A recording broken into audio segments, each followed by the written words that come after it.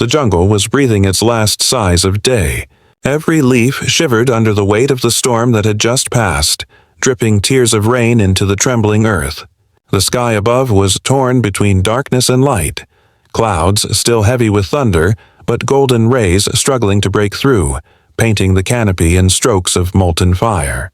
The river that once sang gently through the valley now roared like a wild beast awakened.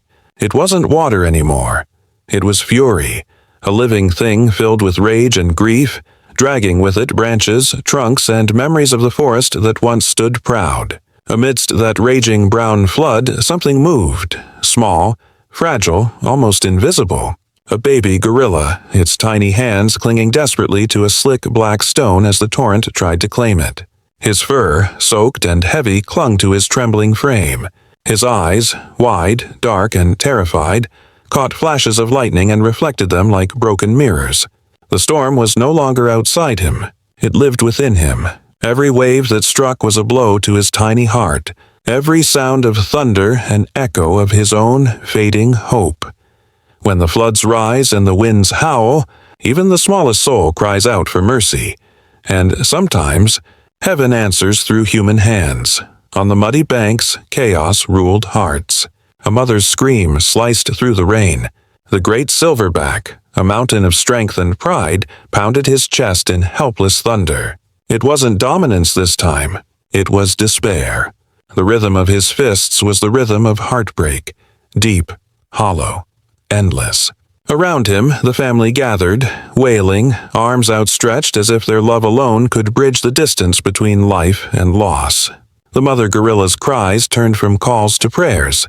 Each sound was soaked with a plea. Each tear fell like the rain itself, as if the earth wept with her. She leaned forward, her eyes never leaving her child. Every instinct screamed at her to jump, to fight the water, to reach him, but nature is cruel to those bound by love. She knew the river would take her too, and yet she couldn't look away.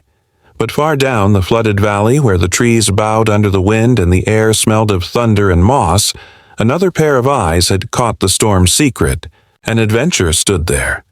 A man who had walked these mountains long enough to understand that the jungle has a voice, and sometimes that voice calls not with sound, but with sorrow. His coat was soaked, his boots buried in the mud, his breath short from the climb. Beside him stood his truest companion, a golden-brown dog with eyes deep as the forest and loyalty that had no measure. They had crossed lands together, deserts, rivers, and nights filled with silence, bound not by command, but by understanding. When the man saw the tiny gorilla clinging to that stone, time itself seemed to stop. The sound of the river faded. All that remained was the trembling of a life about to be lost. His heart surged forward before his body did. He grabbed a long branch, the nearest thing to hope he could find, and sprinted through the mud, sliding, slipping, shouting over the roaring flood. His hands were shaking, not from fear, but from the weight of decision. He stretched the branch as far as he could, his boots sinking deeper with each desperate step. "Hold on!" he shouted, though he knew the baby couldn't understand. But the jungle understood. The mother understood. The sound was not language, it was spirit, reaching spirit. For a moment the branch brushed close, a heartbeat away from salvation, and then the flood rose up like an angry god and tore it from his grip. The branch vanished, swallowed whole.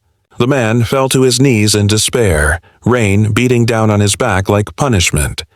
The baby gorilla coughed, swallowed water, and began to slide lower down the rock.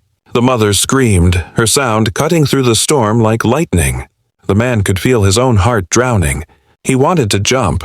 Every muscle in him screamed to do it. But the voice of reason whispered, "You'll die before you reach him."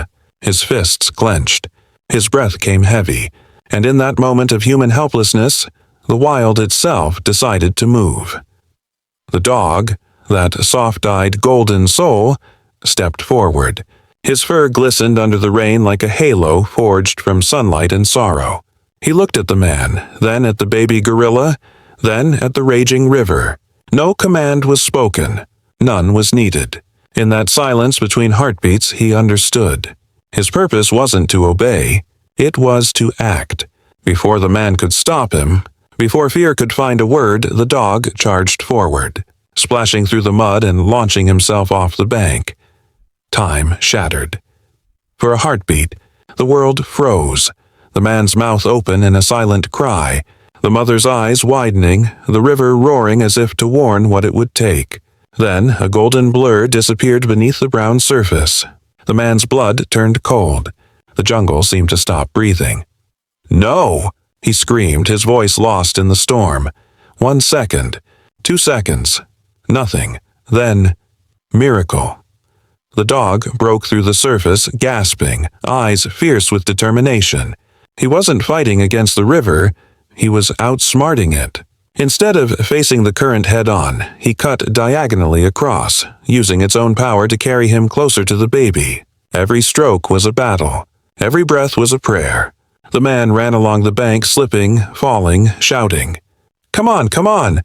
His voice was not a command. It was a lifeline, a thread of love thrown across chaos. The silverback stopped his pounding. The cries fell silent. Even the rain seemed to pause. The entire jungle watched. The baby gorilla slipped. Once, twice, his small hands trembling. His strength was fading. He opened his mouth, but no sound came, only the gurgle of water. The dog reached him just in time. Their eyes met, one filled with fear, one filled with fire.